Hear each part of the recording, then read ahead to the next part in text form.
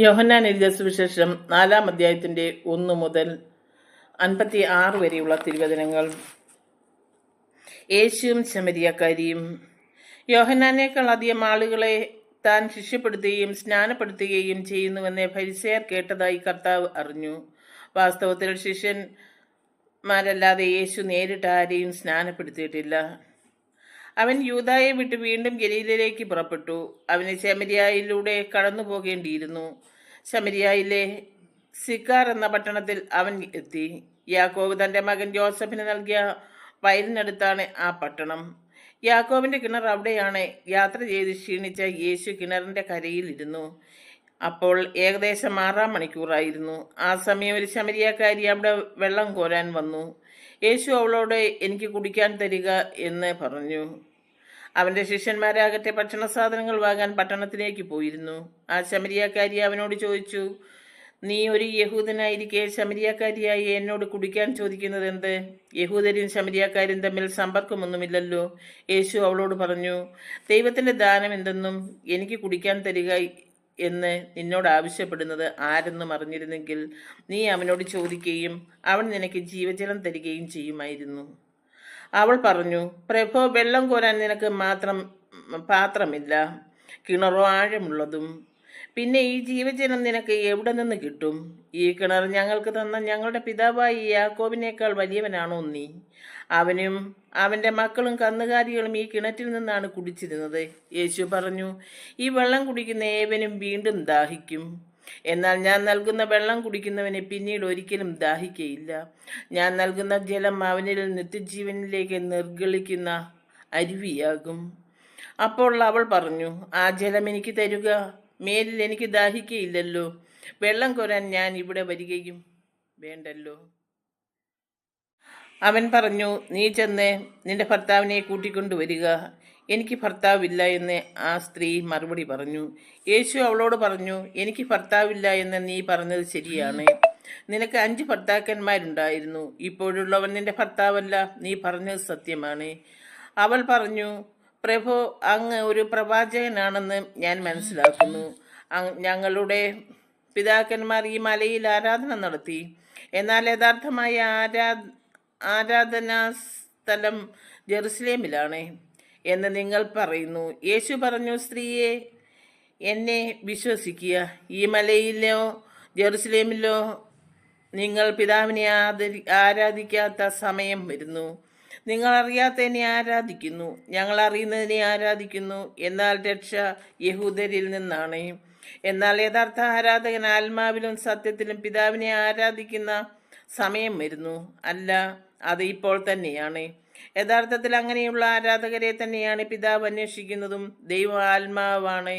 അവിടുത്തെ ആരാധിക്കുന്നവർ ആത്മാവിലും സത്യത്തിലുമാണ് ആരാധിക്കേണ്ടത്. ആ സ്ത്രീ പറഞ്ഞു, മിശിഹ ക്രിസ്തു വരുമെന്ന് എനിക്കറിയാം. അവൻ വരുമ്പോൾ എല്ലാ കാര്യങ്ങളും ഞങ്ങളെ അറിയിക്കും. യേശു അവളോട് പറഞ്ഞു, നിന്നോട് സംസാരിക്കുന്ന ഞാൻ തന്നെയാണ് അവൻ. അവന്റെ ശിഷ്യന്മാർ തിരിച്ചെത്തി. അവനൊരു സ്ത്രീയോട് സംസാരിക്കുന്നത് കണ്ട് അവർ അത്ഭുതപ്പെട്ടു. എന്നാൽ എന്തു ചോദിക്കുന്നെന്നോ എന്തുകൊണ്ട് അവളോട് സംസാരിക്കുന്നെന്നോ ആരും അവനോട് ചോദിച്ചില്ല.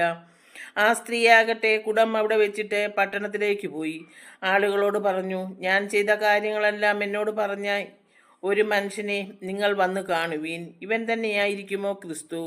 അവൻ പട്ടണത്തിൽ നിന്ന് പുറപ്പെട്ട് അവന്റെ അടുത്ത് വന്നു. തത്സമയം ശിഷ്യന്മാർ അവനോട് അപേക്ഷിച്ചു, റബ്ബി, ഭക്ഷണം കഴിച്ചാലും. അവൻ പറഞ്ഞു, നിങ്ങൾ അറിയാത്ത ഭക്ഷണം എനിക്കുണ്ട്. ആരെങ്കിലും ഇവന് ഭക്ഷണം കൊണ്ടുവന്ന് കൊടുത്തിരിക്കുമോ എന്ന് ശിഷ്യന്മാർ പരസ്പരം പറഞ്ഞു. യേശു പറഞ്ഞു, എന്നെ അയച്ചവന്റെ ഇഷ്ടം പ്രവർത്തിക്കുകയും അവന്റെ ജോലി പൂർത്തിയാക്കുകയുമാണ് എൻ്റെ ഭക്ഷണം. 4 മാസം കൂടി കഴിഞ്ഞാൽ വിളവെടുപ്പ് സമയമായി എന്ന് നിങ്ങൾ പറയുന്നില്ലേ? എന്നാൽ ഞാൻ പറയുന്നു, നിങ്ങൾ കണ്ണുകൾ ഉയർത്തി വയലുകളിലേക്ക് നോക്കുവിൻ. അവ ഇപ്പോൾ തന്നെ വിളഞ്ഞു കൊയ്ത്തിന് പാകമായിരിക്കുന്നു. കൊയ്യുന്നവനെ കൂലി കിട്ടുകയും അവൻ നിത്യജീവിതത്തിലേക്ക് ഫലം ശേഖരിക്കുകയും ചെയ്യുന്നു. അങ്ങനെ വിതയ്ക്കുന്നവനും കൊയ്യുന്നവനും ഒപ്പം സന്തോഷിക്കുന്നു. വിതയ്ക്കുന്നത് ഒരുവൻ, കൊയ്യുന്നത് മറ്റൊരുവൻ എന്ന ചൊല്ല് ഇവിടെ സാർത്ഥകമായി. ഇരിക്കുന്നു. നിങ്ങൾ അധ്വാനിച്ചിട്ടല്ലാതെ വിളവ് ശേഖരിക്കാൻ ഞാൻ നിങ്ങളെ അയച്ചു. മറ്റുള്ളവരാണ് അധ്വാനിച്ചത്. അവരുടെ അധ്വാനത്തിന്റെ ഫലത്തിലേക്ക് നിങ്ങൾ പ്രവേശിച്ചിരിക്കുന്നു. ഞാൻ ചെയ്തതെല്ലാം അവൻ എന്നോട് പറഞ്ഞു എന്ന ആ സ്ത്രീയുടെ സാക്ഷ്യം മൂലം പട്ടണത്തിലെ ശമരിയാക്കാരിൽ അനേകർ അവനിൽ വിശ്വസിച്ചു. ആ ശമരിയാക്കാർ അവന്റെ അടുത്ത് വന്ന് തങ്ങളോടൊത്ത് വസിക്കണമെന്ന് അവനോട് അപേക്ഷിക്കുകയും അവൻ 2 ദിവസം അവിടെ താമസിക്കുകയും ചെയ്തു. അവന്റെ വചനം ശ്രവിച്ച മറ്റു പലരും അവനിൽ വിശ്വസിച്ചു. അവർ ആ സ്ത്രീയോട് പറഞ്ഞു, ഇനിമേൽ ഞങ്ങൾ വിശ്വസിക്കുന്നത് നിന്റെ വാക്കുമൂലമല്ല, കാരണം ഞങ്ങൾ തന്നെ നേരിട്ട് ശ്രവിക്കുകയും ഇവനാണ് യഥാർത്ഥത്തിൽ രോഗക്ഷയൻ എന്ന് മനസ്സിലാക്കുകയും ചെയ്തിരിക്കുന്നു. രാജസേവകന്റെ പുത്രനെ സുഖപ്പെടുത്തുന്നു. 2 ദിവസം കഴിഞ്ഞ് അവൻ അവിടെ നിന്ന് ഗലീലയിലേക്ക് പോയി. പ്രവാചകൻ സ്വന്തം നാട്ടിൽ ബഹുമാനിക്കപ്പെടുന്നില്ല എന്ന് യേശു തന്നെ സാക്ഷ്യപ്പെടുത്തിയിരിക്കുന്നു.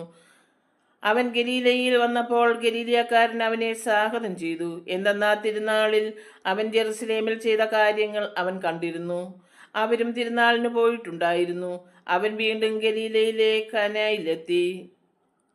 അവിടെ വെച്ചാണ് അവൻ വെള്ളം വീഞ്ഞാക്കിയത്. കബർനാമിൽ ഒരു രാജസേവകൻ ഉണ്ടായിരുന്നു. അവന്റെ മകൻ രോഗബാധിതനായിരുന്നു. യേശു യൂദായിൽ നിന്ന് ഗലീലയിലേക്ക് വന്നെന്ന് കേട്ടപ്പോൾ അവൻ ചെന്ന് തൻ്റെ ആസന്ന മരണനായ മകനെ വന്ന് സുഖപ്പെടുത്തുമെന്ന് അവനോട് അപേക്ഷിച്ചു. അപ്പോൾ യേശു പറഞ്ഞു, അടയാളങ്ങളും അത്ഭുതങ്ങളും കാണുന്നില്ലെങ്കിൽ നിങ്ങൾ ഒരിക്കലും വിശ്വസിക്കയില്ലല്ലോ. അപ്പോൾ ആ രാജസേവകൻ അവനോട് അപേക്ഷിച്ചു, കർത്താവേ, എൻ്റെ മകൻ മരിക്കും മുമ്പ് വരണമേ. യേശു പറഞ്ഞു, പൊയ്ക്കൊള്ളുക, നിന്റെ മകൻ ജീവിക്കും. യേശു പറഞ്ഞ വചനം വിശ്വസിച്ച് അവൻ പോയി. പോകും വഴി മകൻ സുഖം പ്രാപിച്ചിരിക്കുന്നു എന്ന വാർത്തയുമായി ഭൃത്യന്മാർ എതിരെ വന്നു. ഏത് സമയത്താണ് അവന്റെ സ്ഥിതി മെച്ചപ്പെട്ടത് എന്ന് അവൻ അന്വേഷിച്ചു.